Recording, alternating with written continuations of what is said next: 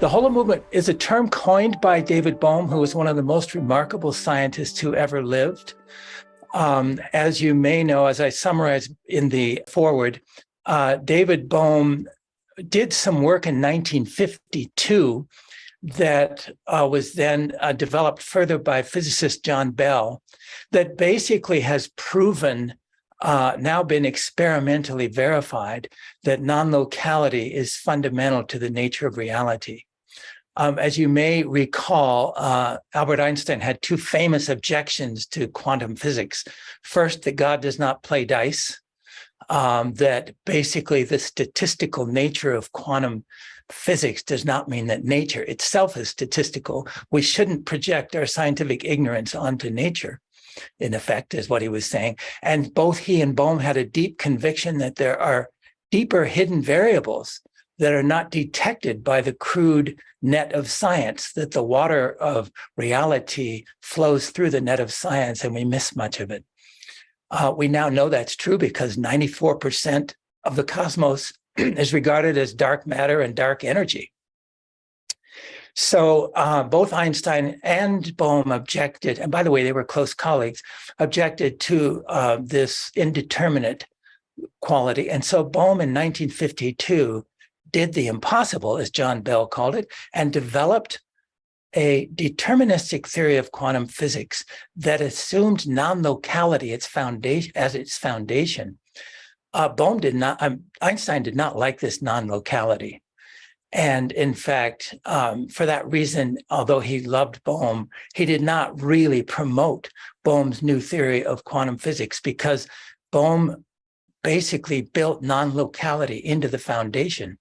And physicist John Bell, when he discovered Bohm's theory, was truly blown away.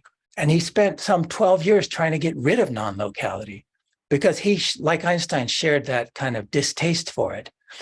But what John Bell said is amazing. And he developed his whole Bell's theorem as a result, the famous Bell's theorem, which provided an experimental criterion in order to test all of this.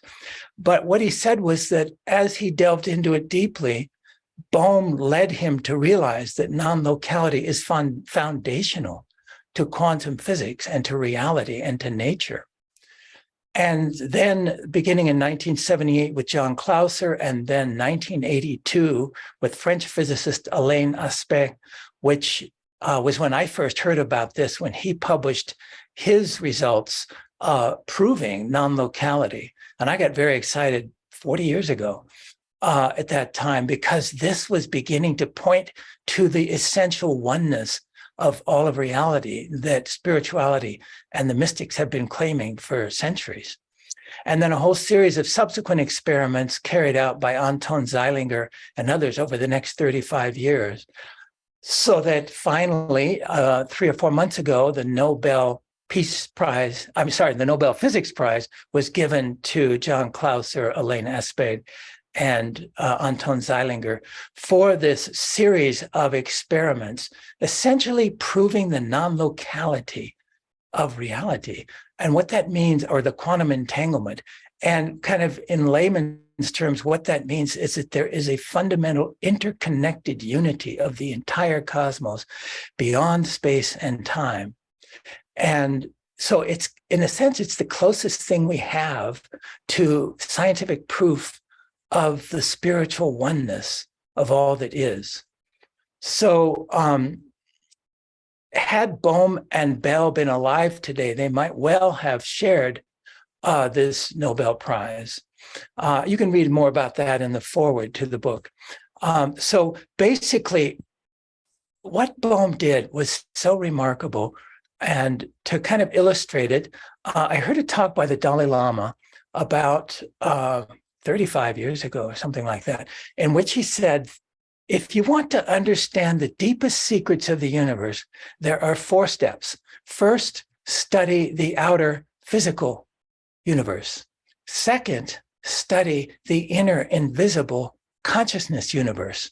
Third, study the relationship between the two. And fourth, from these 3, you can come to know the deepest secrets of the universe. As the great tantric scholar Ajit Mukherjee said, if you come to know the deepest secrets of the body, you come to know the deepest secrets of the entire cosmos. And so those 4 steps basically study the physical universe, 2, the consciousness universe, 3, the relationship between the two, and 4, from that you can come to know the full mystery of all that is. And Bohm essentially did this. He was a major contributor to quantum physics and revolutionized it, developed a whole new theory, which is now called Bohmian mechanics and is only now finally beginning to be resurrected as a competing theory for the understanding of quantum physics in major universities across the globe. But he also, in step 2, he carried on a deep dialogue with Krishnamurti, with the Dalai Lama and other spiritual masters to really understand the spiritual dimension of reality. And then his answer to number 3, the 3rd step, what is the relationship between the outer and the inner, between the consciousness and the physical aspects of the cosmos? And his answer was the Holomovement. And the Holomovement for Bohm denotes the totality of the cosmos as an unbroken wholeness in divided, flowing movement without borders. That's a direct quote. And it has a fractal or holographic structure that enables every element to reveal detailed information about every other element in the universe. So the Holomovement integrates scientific, spiritual, aesthetic, artistic truths and sensibilities, including all forms, visible and invisible. And Bohm also discovered 2 fundamental aspects of the Holomovement, which he called the explicate and the implicate order. The explicate order is that subset of the Holomovement that is directly perceptible to the human mind and senses. So it's essentially the 5 senses plus the mind. The subset of reality that we can directly perceive and experience is called the explicate order. The implicate order is everything else. Now, at first blush, you might think, well, what's the relationship between those two? And you might think, well, the explicate order is the main thing, 100 billion galaxies, each of which has 100 billion stars. That's reality. And the implicate order is a kind of a, ethereal, information field that infuses all of that. But for Bohm, it was precisely the opposite.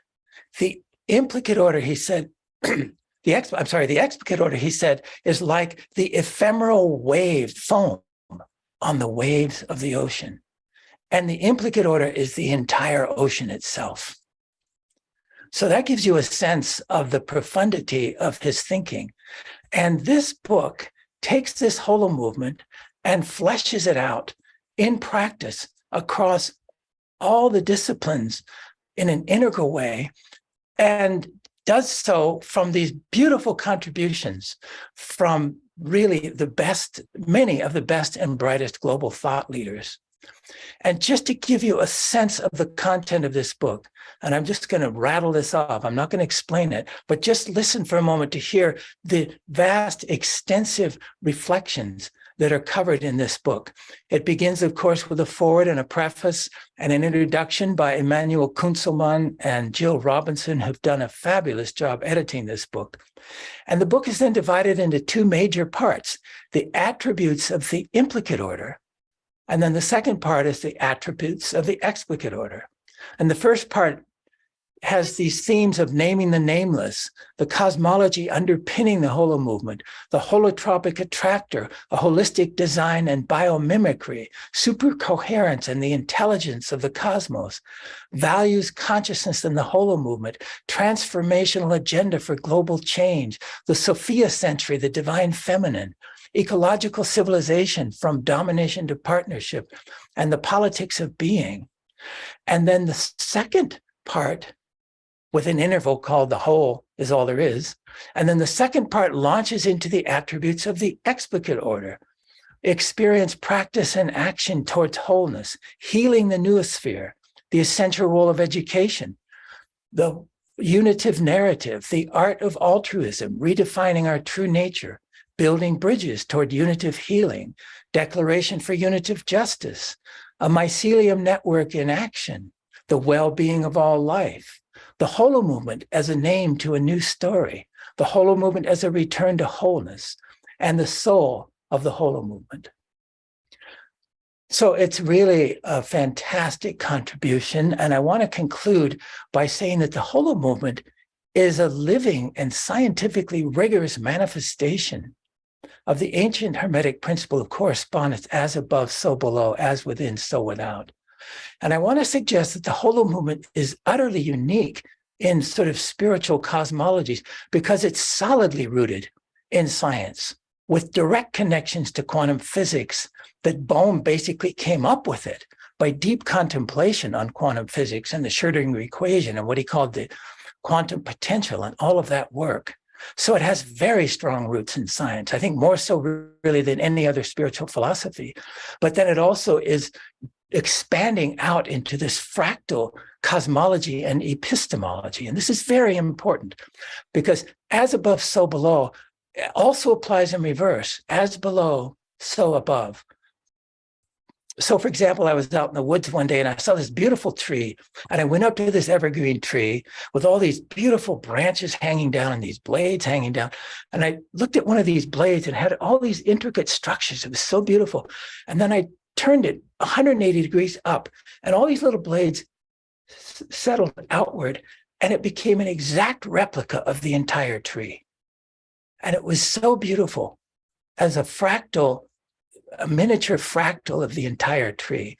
So here's what I want to leave you with, because just as that little blade was a replica of, in fact, a revelation of the entire tree, the tree itself is a manifestation or a revelation of a larger cosmic tree.